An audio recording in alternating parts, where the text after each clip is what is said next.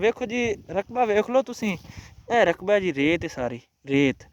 ਤੇ ਮਾਸ਼ਾਅੱਲਾ ਨਾਲ ਇਹ ਗੰਦਮ ਵੇਖੋ ਜੀ ਫੁੱਲ ਗੋਪ ਦੀ ਸਟੇਜ ਤੇ ਵੇ। ਤੇ ਇਹਨਾਂ ਨੂੰ ਸਾਰਿਆਂ ਨੂੰ ਇਹਨਾਂ ਨੇ ਅੱਗੇ ਵੀ ਬੜੀ ਮਿਹਨਤ ਕੀਤੀ ਹੈ। ਤੇ ਇਹਨਾਂ ਨੂੰ ਆਖਿਆ ਹੁਣ ਜੀ ਤੁਸੀਂ ਸਿਰਫ ਬੁਰਾਨ ਤੇ ਪੋਟਾਸ਼ ਦਾ ਤੇ ਸਪਰੇਅ ਕਰਵਾਓ ਤੇ ਇਨਸ਼ਾਅੱਲਾ ਜਿਵੇਂ ਨੀਚੇ ਦੀ ਜ਼ਮੀਨਾਂ ਕੋਲ ਪੈਦਾਵਾਰ ਲੈ ਰਹੇ ਨੇ ਉਤਨੀ ਪੈਦਾਵਾਰ ਸਾਰੀ ਇੱਥੋਂ ਲੈ ਸਕਦੇ ਨੇ ਜੀ। ਮਾਸ਼ਾਅੱਲਾ ਇਹਨਾਂ ਦਾ ਸੋਲਰ ਸਿਸਟਮ ਹੈ।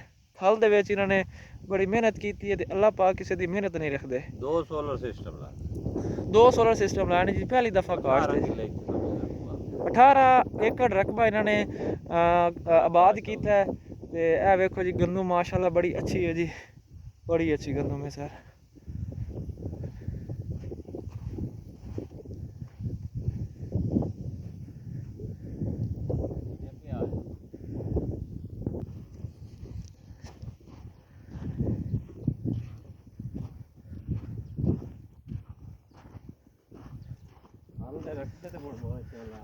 माशाल्लाह जी वो तो मैं माशाल्लाह नाल ना जी बड़ी अच्छी गंदम है जी।